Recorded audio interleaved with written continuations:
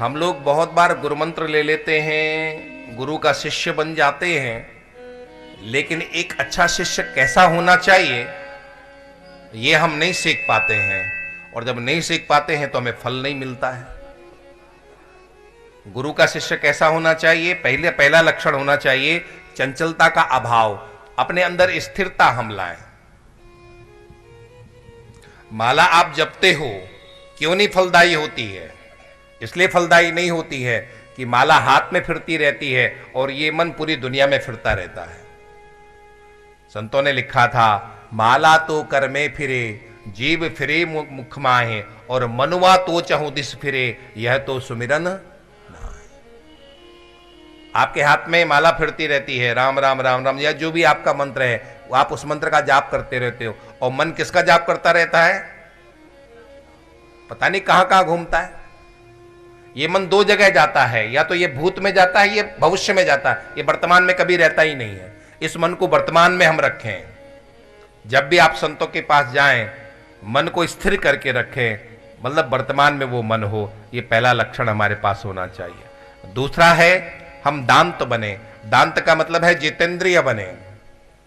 गुरु कृपा, संत कृपा, परमात्मा कृपा हमारे जीवन में तब आएगी जब हम थोड़ा थोड़ा अपने इंद्रियों पर नियंत्रण करना सीखें। अभी हम इंद्रियों के बस में हैं, इंद्रियां हमारे बस में नहीं है। परमात्मा ने इंद्रियों को हमारी नौकर बना करके भेजा था, लेकिन यहां उल्टा हो गया है, हम इंद्रियों के नौकर बन गए हैं। रुंगटा परिवार में नौकर हैं। नौकर को मालिक की माननी चाहिए या मालिक को नौकर की माननी चाहिए? बहुत अच्छी बात है। मुरलीधर जी, आपके नौकर आपकी माने या आप नौकर की मानो?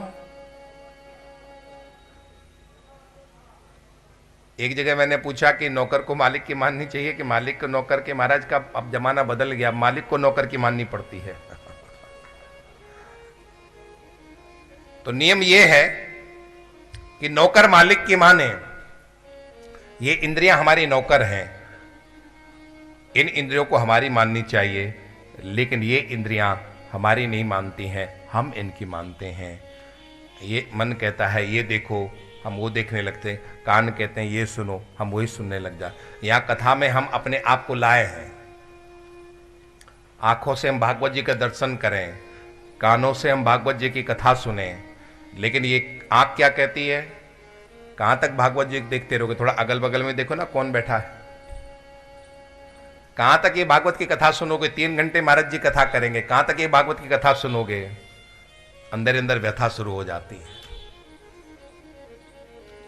हम दांत बने। दांत का मतलब है जितेंद्रिय।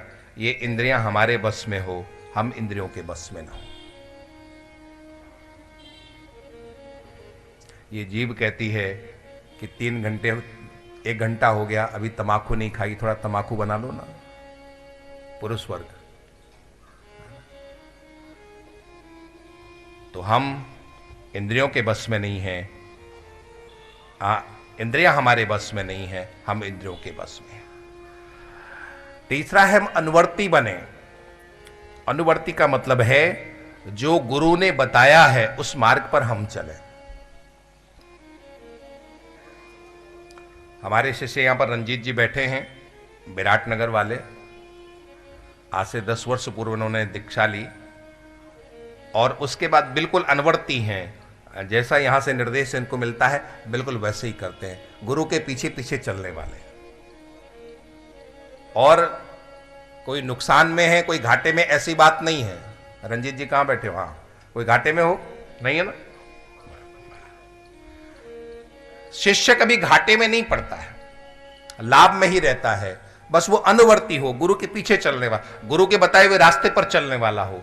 हम लोग करते क्या है, गुरु दीक्षा ले लेते हैं, लेकिन गुरु के बताए रास्ते पर नहीं चलते हैं, अपने मन के रास्ते पर चलते हैं, और वहीं से गड़बड़ शुरू हो जाती है।